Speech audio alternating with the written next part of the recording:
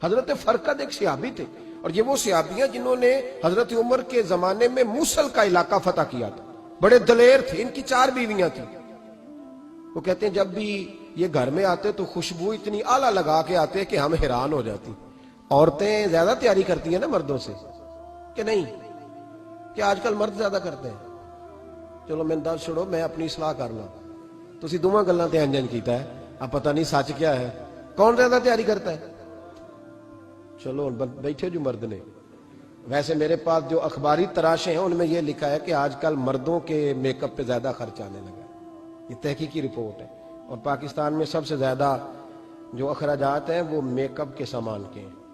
پہلے لڑکیاں beauty parlour جاتی تھی، اب لڑکے بھی جاتے ہیں۔ پہلے صرف دلہن جاتی تھی، اب سارا خاندان جاتا ہے۔ اللہ تعالیٰ معاف کرے۔ اس کے باوجود بڑی غربت ہے ملک میں، پریشانی بھی بڑی ہے، اس کے علاوہ ہمیں غریبوں کا درد ہے، اس کے باوجود ہم لوگوں کی مدد کرنا چاہتے ہیں۔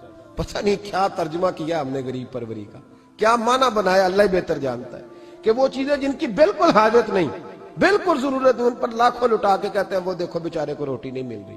تو بھائی آپ مہربانی کرتے، خالی کنگھی کر لیتے، باقی پیسے غریب کو دے دیتے۔ لیکن چلے معیار ہے نا ہمارا اپنا معیار ہے، اس پر میں جاتا نہیں، بات نہیں کرتا۔ نبی کریم علیہ الصلوۃ والسلام کے صحابی، ان کی ازواج کہتی ہیں کہ اب عورتیں زیادہ تیاری کیا کرتی تھی، لیکن وہ جب گھر آتے نا تو اتنی خوشبو لگاتے، کہتی ہم چاروں مل کے کوشش کرنے لگی، ڈھونڈنے لگی کہ وہ خوشبو کا پتہ کریں جو یہ لگاتا ہے۔ ہم نے بازار سارے تلاش کر لی۔ عرب کے اندر آج بھی خوشبو کا بڑا شوق ہے، اور بڑی مہنگی خوشبو ملتی ہے، کبھی آپ بازار جائیں، کہتی ساری خوشبوئیں لگا لی، تھک گئیں۔ ایک دن چاروں سوتنے مل کے بیٹھی، کہنے لگی ہم نہیں اس کا مقابلہ کر سکتے، آج پوچھ ہی لے کہاں سے خوشبو لگاتا ہے، پوچھ ہی لیتے ہیں، چلو بات ہی ختم ہو جائے، پوچھ لیں۔ یہ ہم جتنی مرضی اعلیٰ لگائیں، جب یہ آ جاتا ہے نا، کچھ لوگ میرے محفل ہوتے ہیں، جہاں آ جاتے ہیں وہاں چھا جاتے ہیں، تو یہ جب آتے ہیں تو چھا ہی جاتے ہیں۔ کیا کریں، اس طرح کا میرے محفل ہے، کیا کریں اس کا؟ فرمانے لگی ایک دن چاروں سوتنوں نے مل کے ان کو بٹھا لیا، کہنے لگی بتاؤ تو صحیح خوشبو کون سی لگاتے ہو؟ کہنے لگے کوئی بھی نہیں، کبھی لگائی نہیں، آج تک نہیں لگائی۔ تو کہتی ہیں بیویاں کہنے لگی صحابہ تو غلط بیانی نہیں کرتے، پر آپ کیا بات کر رہے ہیں، یہ کیسے ہو سکتا ہے کہ آپ آتے ہیں تو ہم حیران ہو جاتی ہیں؟ فرمانے لگے جس دن کی تم لگی ہوئی ہو نا میری خوشبو کا مقابلہ کر دے، مجھے پہلے دن کا ہی پتا ہے۔ تو میں نے کہا چلو زور لگا ہی لے، دیکھ ہی لیتے ہیں کہاں تک بات جاتی ہے تمہارے پاس جتنا زور لگا لو۔ بہرحال میں اللہ کی قسم اٹھا کے کہتا ہوں کبھی نہیں لگائی۔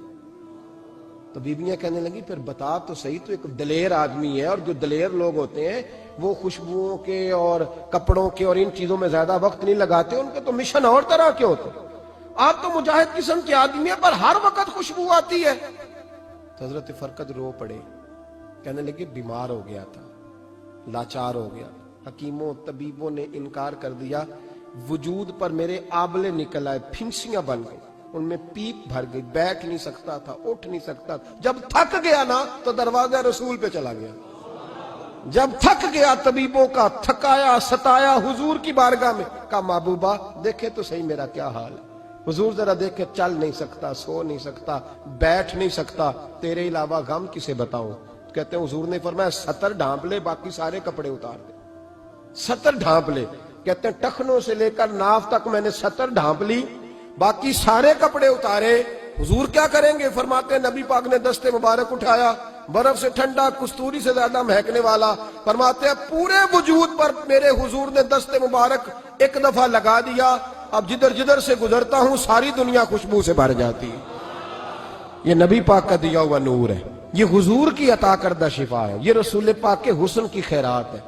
ایک شاعر نے ایک فقرہ کا کمال کر دی، کہنے لگا ظلمت کو ان کے نور نے کافور کر دیا، جس پر پڑی نظر اسے بھی نور کر دیا۔